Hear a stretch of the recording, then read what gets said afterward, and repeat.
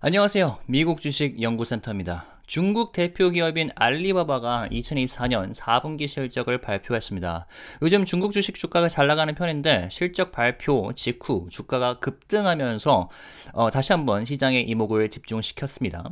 이번 실적에서 가장 주목할 부분은 AI 그리고 클라우드 매출의 지속적인 성장, 이커머스 수익화 개선, 그리고 적극적인 자사주 매입이었는데요. 특히 AI와 클라우드 부문에 대한 대규모 투자 계획이 공개되면서 향후 수익성이 어떻게 변화할지에 대한 논의가 활발해지고 있습니다. 오늘 콘텐츠에서는 알리바바의 최신 실적, 핵심 성장 동력, 그리고 투자자들이 주목해야 할 리스크와 기회를 상세히 분석해 보도록 하겠습니다. 자, 먼저 숫자 얘기부터 해보죠.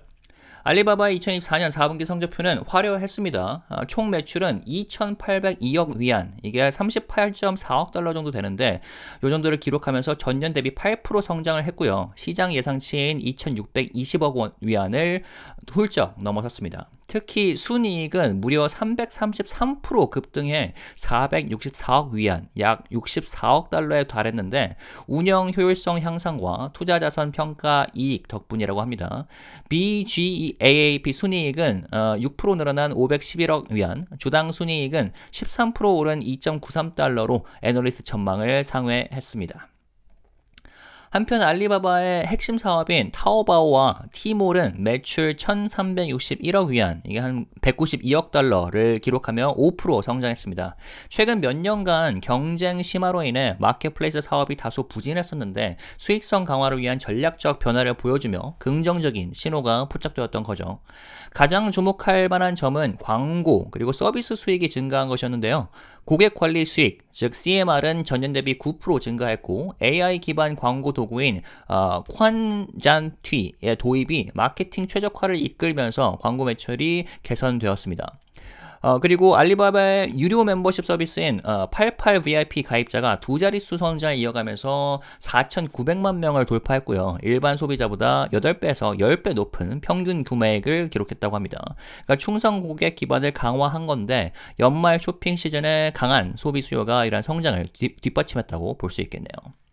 다음으로 글로벌 이커머스 얘기를 해보겠습니다. 해외 이커머스 부문 역시 빠르게 성장하고 있습니다. 알리익스프레스와 터키에서 운영 중인 이커머스 플랫폼인 트렌디올의 강한 성장에 힘입어 국제 디지털 커머스 AIDC 매출은 378억 위안, 52억 달러를 기록하며 32% 성장했습니다.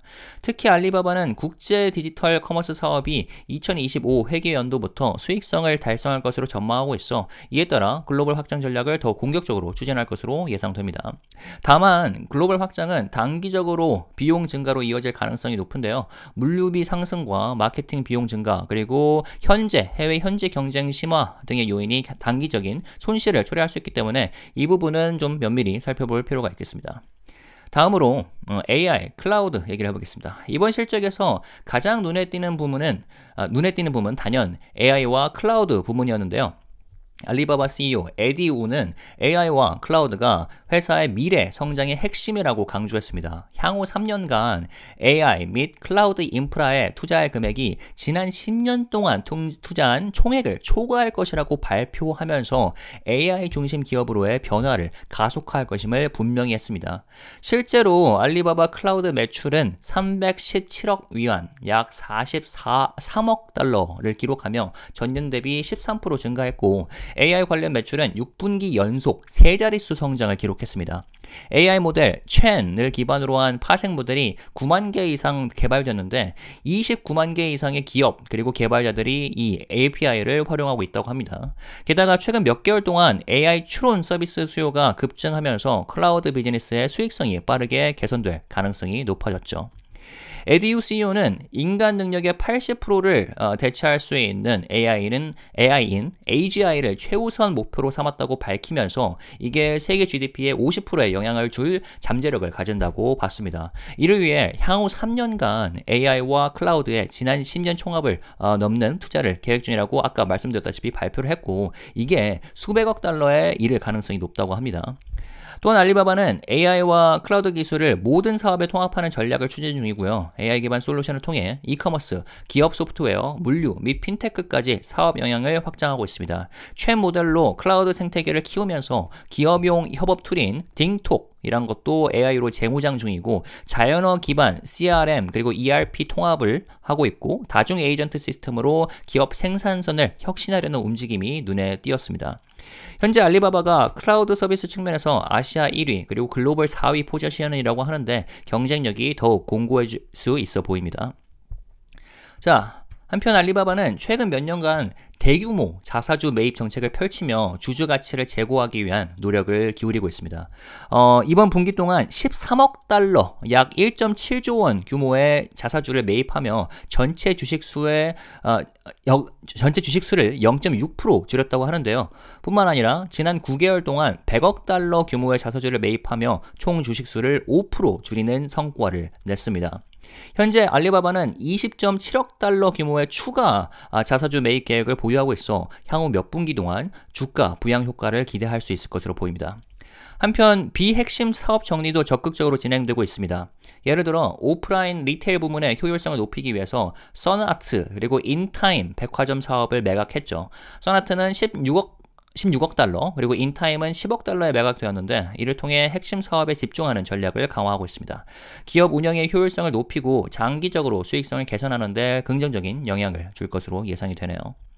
자, 그 다음에 주가 얘기를 해보겠습니다. 수익성 개선과 자사주 매입 그리고 AI에 대한 기대감으로 알리바바 주가는 실적 발표 직후에 급등했습니다. 지난 1개월 동안 60% 상승하면서 강한 상승세를 보이고 있는데요. AI 및 클라우드 분야에서 강력한 성장 모멘텀을 유지하고 있고 이커머스 부문의 수익화도 점진적으로 개선되고 있어 장기적인 성장 가능성은 여전히 높다고 볼 수 있습니다. 주가 수익률도 30 근처라서 비싼 수준은 아니죠. 게다가 지난 5년 동안 주가 상승률이 여전히 마이너스 36%입니다. 투자 심리가 나아지면서 포모도 발생하면 주가 상승 여지는 높아 보입니다. 하지만 짧은 시간에 빠르게 주가가 상승한 만큼 단기적으로 주가 조정이 발생할 수도 있는 점은 조심해야겠습니다. 추가적으로 대규모 투자에 따른 수익성 감소와 중국 내 규제 불확실성이 부담 요인으로 작용할 가능성은 있습니다. 특히 AI 그리고 클라우드 사업에서의 막대한 투자로 인해 단기적인 비용 부담이 증가할 전망인데 이에 따라 순이익 감소가 불가피할 수도 있죠. 게다가 자유현금 흐름이 31% 감소한 점도 눈여겨봐야겠는데요. AI 그리고 클라우드 인프라 투자가 증가하면서 현금 흐름이 감소하고 있는데 이게 향후 몇 분기 동안 유동성 관리에 영향을 미칠 수도 있겠습니다. 현재 알리바바 주식 커버리지는 11명으로 이 중 9명이 매수 의견을 그리고 2명이 홀드 의견을 유지 중입니다. 애널리스트 목표가 평균은 137달러로 현재 주가와 다름이 없는데 실적 발표 직후 목표 주가를 상향 조정한 애널리스트들이 계속 나오고 있기 때문에 추가로 상승할 여지는 있어 보입니다. 과연 알리바바는 잃어버린 3년을 빠른 시간 안에 되찾을 수 있을까요? 현재 알리바바 주가는 역사적으로 저평가 구간에 여전히 머물러 있는 상태인데 주주라면 향후 클라우드 수익성 개선 여부 그리고 AI 서비스의 실제 매출 기여도 그리고 자유현금 흐름 회복 여부를 지속적으로 모니터링할 필요가 있겠습니다. 여러분은 알리바바의 AI 그리고 클라우드 전략이 성공할 것이라고 생각하시나요? 댓글로 의견을 공유해 주시면 감사하겠습니다. 좋아요와 구독 그리고 알림 설정 하시면서 주요 미국 주식, 이번 알리바바는 중국 기업이지만 미국 시장에 주식시장에 상장이 돼 있는 기업이죠. 그렇기 때문에 알리바바도 포함된 것인데 주요 미국 주식 업데이트 빠르게 받아보시면 되겠습니다. 지금까지 미국 주식 연구센터였습니다. 감사합니다.